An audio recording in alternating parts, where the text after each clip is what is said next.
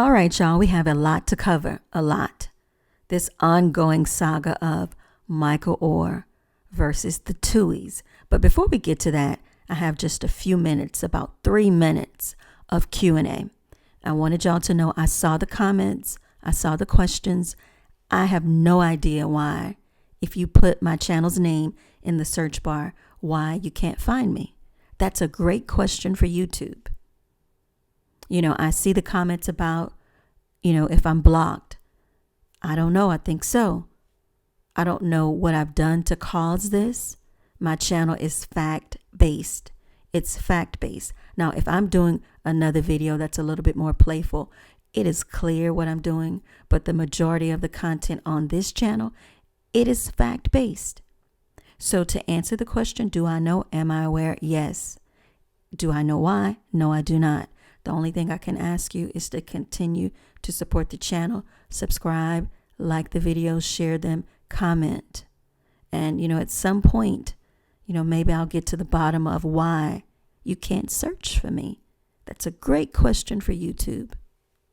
And I have to say that this is not something that I'm not accustomed to. This has been going on for a long time, a very, very long time. So I don't know. We'll see what happens with the new channel. We'll see if it's the same sort of odd activity. I don't know. Stay tuned. Also, to answer a question from the previous video, I asked if anybody knew why Michael Oher was actually at Briarcrest, that school.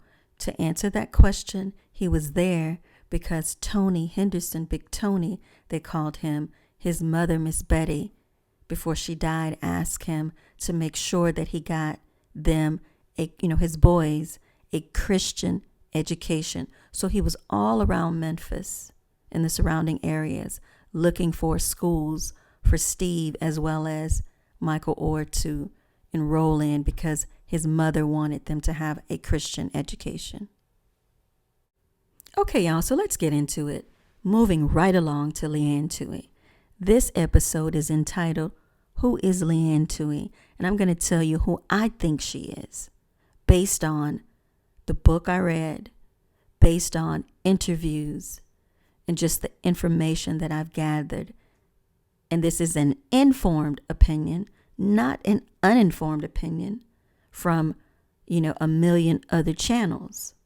What I was able to deduce from her interviews and what she wrote and how she presented herself and who she portrayed herself to be and what she's saying now. I think that this lady was a religious fraud. And I think she was also an aging, because remember, she was in her 40s, an aging, attention-seeking person because she was accustomed to being in the spotlight, being a cheerleader at Ole Miss and all of that. I think she was a religious fraud. I think she was an attention-seeking, aging woman. I think she was a financial predator and an overall fake. As I stated before, this woman reminds me so much of Michelle Duggar. So much of this woman. Anybody that beats you over the head with religion, these are the least religious people in the world. If everything that comes out of their mouth is a scripture or relates to Christianity, they try so hard to convince you that they are next to God. These are the least Christian people in the world. I don't respect it. I'm suspicious of it. I've been around people like this before. I was raised Christian, not heavily, Christian, that, I was raised, but I'm not heavily religious. I'm not heavily religious. And anybody that spends all of their time trying to convince other people that they are, those are the people that I've found are not. But give me 15 minutes. That's all I need to explain to you with examples from her own behavior why I think this woman is a religious fake. She's a financial predator, and she's an overall fraud. I believe that, not when I saw the movie, but when I saw the aftermath of the movie, just watching her work a room, this woman wanted to be famous. I think, her entire life. She was attention seeking before the movie. I'm going to give you examples of why I feel that way. So just sit tight, sit back and relax. Feel free to disagree until I see something different, until something else is proven. This is what I believe, and this is not an uninformed opinion. I went back 15 years with everything I could find on her. So the name of this episode is Who is Leigh Tuohy? Let me tell you who I think she is.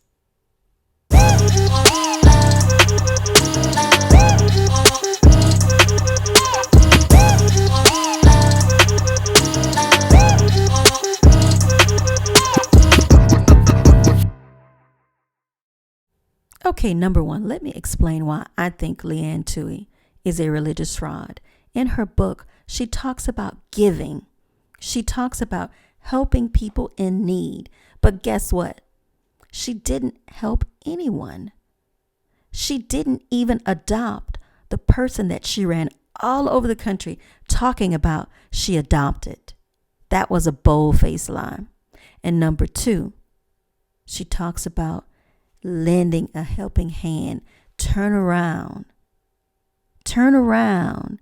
You never know who could change your life, because the reality is Michael Oher changed their lives. The years after The Blind Side. Now she's sitting smack dab in the middle of Central Park talking to ABC's George Stephanopoulos. Talking about giving. The 10 years after The Blind Side, when they formed that Making It Happen Foundation, because from my understanding, she's a big proponent for giving. But prior to that, this woman was in her 40s at this point. Prior to that, they didn't have a family foundation. Who can you point to that she helped before Michael Oher in a significant way? And I'm not talking about cheerleaders at Ole Miss or cheerleaders at the high school. And I'm not talking about her sorority sisters. I'm talking about the people that, like she said, are off the beaten path. The 10 years after that, I outlined in a previous video how much of that money from the foundation really went to people in need. But she's sitting there on national television talking about giving. But this woman is a fake and a fraud. But selling books can be very lucrative. I'm sure Michael Lewis, Sean's childhood friend, explained that to them. So this is not about actually doing the work, because they adopted nobody and gave very little.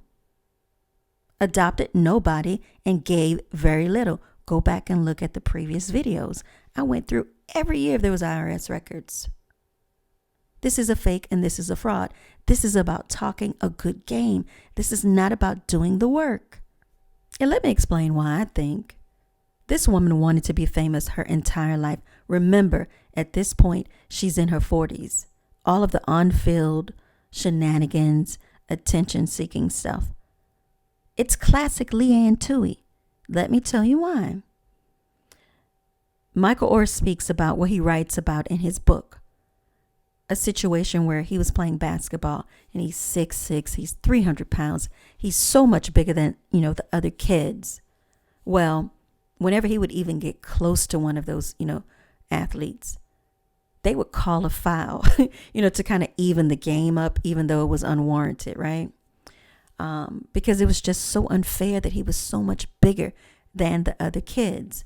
Instead of Leigh Tuohy letting the coaches handle it, or even speaking to the officials, just to the side about, calling these unfair fouls on him, she shows up at a high school basketball game with cameras. He writes about that in his book. So that draws all of the attention off of the student athletes onto her, which is what she wants. Everything about her is attention seeking. Because again, she's always wanted to be famous. She's accustomed to getting attention. Think about somebody who's, a cheerleader for Ole Miss, whose daughter, homecoming queen, whose daughter, cheerleader again for Ole Miss. They are accustomed to having all eyes on them. You have to understand Southern culture, football culture. But now they're aging. They've gotten older. Nobody's paying attention to them anymore. And one thing we all understand about celebrities, professional athletes, anybody that's in media that get a lot of attention, they are accustomed to it. They crave it when they don't get it. They will do anything to stay in the spotlight. If you are an aging ex-basketball player and your wife and her friends are aging and they have these daughters who aspire to be, world famous actors, because the attorney that drafted the paperwork, attorney Deborah Bronner, her daughter, Whitney, aspiring actress. Collins Tuohy, aspiring actress. Google them, pull up their credits, and you will see that these mothers had daughters that wanted to be actresses, but their careers went nowhere. Because you have to actually, and I'm not saying that they don't have talent, but you would think that if they had any talent, any real talent in that area, that with all the connections that they have, basically a whole studio, that they would be able to land roles and we would know them as household names right now. But these two ladies don't, because they're not John David Washington, somebody who has real talent. You get it? Number 3, why I think this woman is a fake. Anybody that will go all over the globe promoting giving, write a book about it with the help of Sally Jenkins, but didn't give, go pull up the IRS records, verify this information for yourself. All around the globe talking about adoption, knowing full well that she didn't adopt this person. All of that is, the footprint, the fingerprint of a fake. There's no way to sugarcoat it. She is a fake. I'm sorry some of you loved the movie and cried at the end, but much of it wasn't true. Even one of the most memorable scenes in the movie about Michael Oher walking down the street in dead of winter with little to no clothes on, that was untrue. Read his book. He says he had on a sweatshirt and sweatpants. Now, yeah, there was a winter storm coming, but she allowed him to be portrayed as dumb. And he writes about that in his book. He said, there was a lot of wounded pride. She allowed that to happen, but she loved her son. So yeah, if I was Michael Oher, I would be pissed too. If I found out that the woman who has been, not just the woman, but the family, the couple who has been all over the world telling people that they adopted me really didn't. They didn't. And they have the nerve now to say that they are insulted because I'm telling the truth about it. They are insulted because they are so wealthy. But here's the thing. Just a few years before they met Michael Oher, Sean Tuohy said that he was near bankruptcy. He almost lost everything. And this notion from some of the most well-respected commentators about they couldn't have done any of this because they already had money, as if people that have money don't want more. That is so stupid. It's so dumb for people to think something like that. I don't care how much money I have in the bank. I want more. And so do the people that are saying that. They feel the same way. They just be honest and say, I don't believe Michael Oher. I would respect it a little bit more if you just said, I just don't believe him. And this little Christian, back during that time, one of the most famous conservative Christians, had her friend, her Kappa Delta friend, who also had a daughter that was an aspiring actress. She had her draft paperwork that if they decided to enforce it was so constrictive, he couldn't make any decisions for himself. No medical decisions, educational, financial, nothing. And this is why this woman reminds me so much of Michelle Duggar. Why the family, the Tuohys, remind me so much of the Duggars. Because the Duggars did something very similar to their daughter, Jill Duggar. But not just, Jill, but all of their children. All of them. And then they put on this public face about how much they love the Lord, Jesus Christ, everything. I mean, they sprinkling Jesus on everything. But privately, a lot of BS is going on, at the house. A lot of BS is going on in the paperwork. Leigh Tuohy brought all of her friends along for the ride. The attorney that I just told you about, Deborah Brown, Google her. She full well knows what a garden ad litem is and why Michael Oher should have had one. There was a waiver of the bond, so whatever happened to him, there's no recourse, okay? She brought her other Kappa Delta sorority sister, Sue Mitchell, along for the ride. And on top of that, the agent in Michael Oher's book, he talks about from the jump, she was pushing that guy. She wanted her friend to be his agent, and he didn't want it. In the end, it turns out that agent ended up getting the job. And in my opinion, she knows there was a lot of funny business going on with that, which is why that's one of the first things that the attorney, when they had the press conference, that they put out there. Because this is a tactic that attorneys use. When they know something's going to come out, they put their story out there about it first. Everybody got paid. But karma is a you-know-what. So let me recap. I'm not going to sugarcoat anything. Let me tell you what I think happened. I'm entitled to my opinion.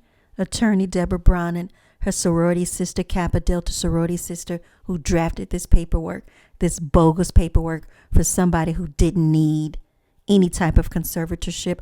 I wonder if the person that granted that, the judge that granted that, Robert Bennon, he's retired now. I wonder if that was one of her husband's friends, because she is married, attorney Deborah Brown, or was married to a judge as well. I wonder if that was one of his friends, because it took no time to do it, 15 to 20 minutes. Michael Oher stated that it was his desire that if, he had to enter into this, that it was until he turned 25. And what did the good old judge do? The judge said, oh no, you're not getting out of this until the courts terminate it. And what did the Tuohys do? Nothing. Just smiled and grinned and signed it. Anybody want to bet me that judge, Robert Bennon, was a friend of attorney Deborah Brown or a friend of her judge husband or somebody that the Tuohys knew? Anybody want to bet me? I'm going to put my Cash App in my bio later tonight. If y'all want to lose some money, feel free. But I bet you that judge was a stranger to nobody. Just a stranger to Michael Oher. And she's not finished. Leigh, she brings Sue Mitchell along for the ride as well. Another Kappa Delta sorority sister. Can you imagine as a teacher tutoring somebody the entire senior year? When that kid graduates, you follow them out of state to a major university that has tutors, in fact, that cater to athletes. They make sure that these kids, these student athletes, stay eligible to play ball. They have tutors. They have more services than a regular student, right? She follows him there. Drop down in the comments and tell me if you think that's weird. Because I do. Because I understand that Ole Miss has tutors. They cater to athletes. This is what they do. Every university is like this. They make sure they stay eligible to play ball. Y'all don't think that it's, extremely weird that a teacher who should have, I guess been retiring follows a student from high school over to college to tutor him? A major university that has tutors that cater to athletes? She follows him there. She, mysteriously got a job at Ole Miss. You don't think the Tuohys, the boosters, had something to do with that? They wanted to make sure, in my opinion, that somebody kept a hand on his shoulder the entire time. Keep him in the fold. And the way to keep him in the fold is to make sure that the woman who sat at the dinner table, so say 5 days a week at Leigh Tuohy's house unpaid, they made sure that that woman was also at college, at the university. Somebody that he's seen 5 days a week, almost like a mother figure, that now she's following him to college so she can see him on a regular basis there. Keep him in the fold. Don't let anybody else grow, a relationship with him. We're going to keep him in the fold because in 4 years, when he graduates, we want to make sure that that relationship stays solid. So maybe Leigh couldn't go, but Sue Mitchell could if you got her a job. Hey, you take care of me, I'll take care of you. Then you see Sue Mitchell on a whole television show. I think it's on Amazon Prime as well. Home makeover show with Leigh Tuohy. Leigh Tuohy was on Extreme Makeover on ABC. Take care of me, I will take care of you. But nobody wants to admit that they made any money. But you can book them right now today to come to your event to talk about Christianity, fake adoptions, how we didn't get money, whatever it is that you want to discuss. They can be booked for a buttload of money right now today. And as a mother, if you had an adopted son or whatever, a son that you loved as a son, and there was a rift that has gone on for years, you would fix it as the mother. If you love that son, you would fix it. If what you say is true, you haven't done anything wrong.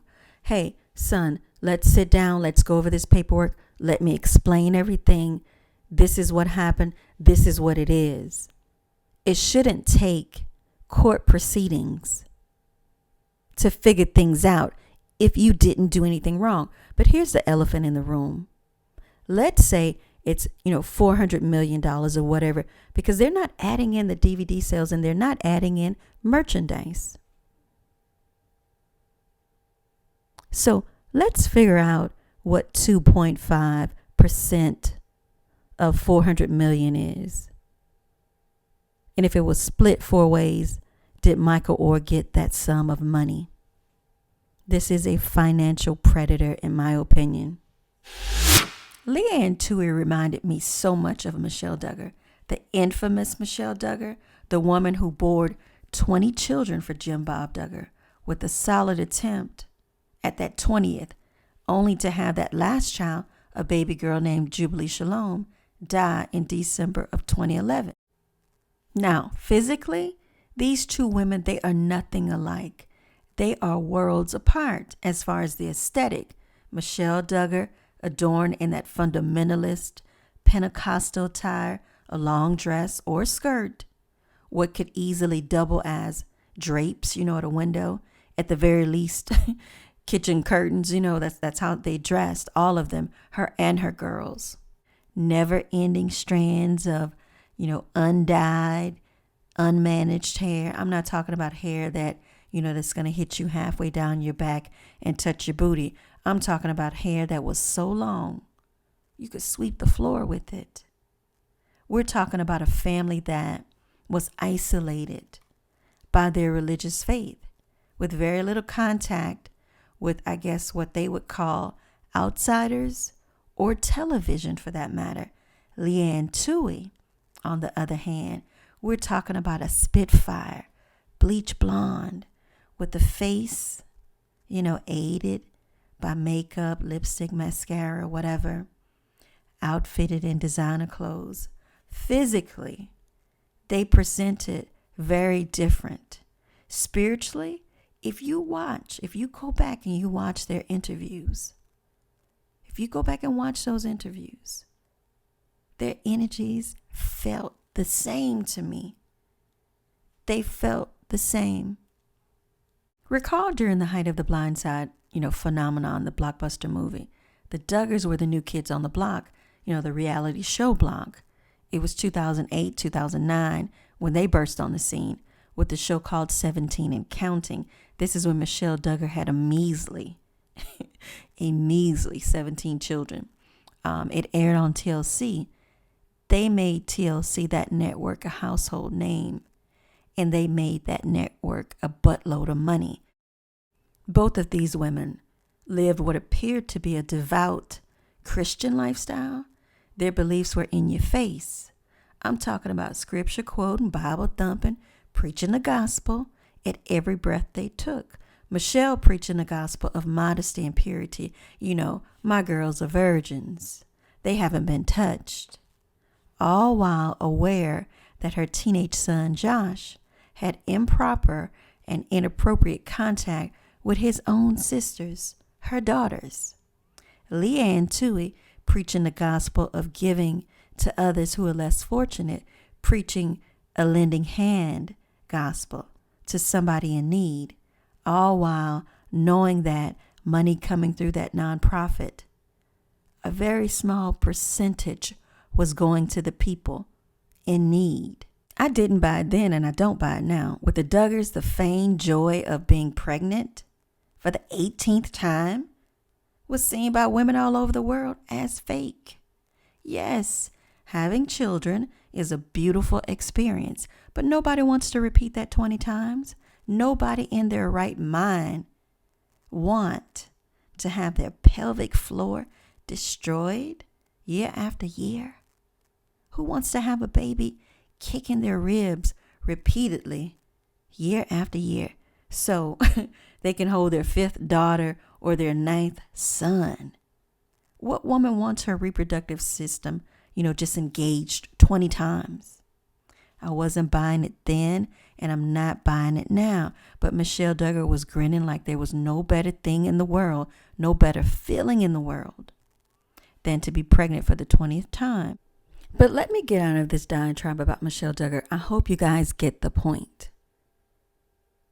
Both of these ladies share a lot of similarities. They do. And I hope that Michael Oher gets all of the injunctive relief that he is entitled to. Because to have your name, image, and likeness sold for $0 has to be unbearable. So I hope y'all understand who I think Leigh Tuohy is. A religious fake and fraud, a financial predator, and an attention-seeking older woman. But, we'll see. Court is, I'm sure there's an upcoming court date. Y'all make sure that you like this video, share it, place a comment. If you think that all of these people are not connected, let's go ahead and let's lodge a bet. I'm down for the bet. So I'll talk to y'all real soon. Tuohy is the next episode. Make sure you share it, like it, comment. I don't mind you telling me if you think I'm wrong. But I think Michael Oher has a lot of injunctive relief coming. I really do. Tuohy is up next. Who I think Tuohy is.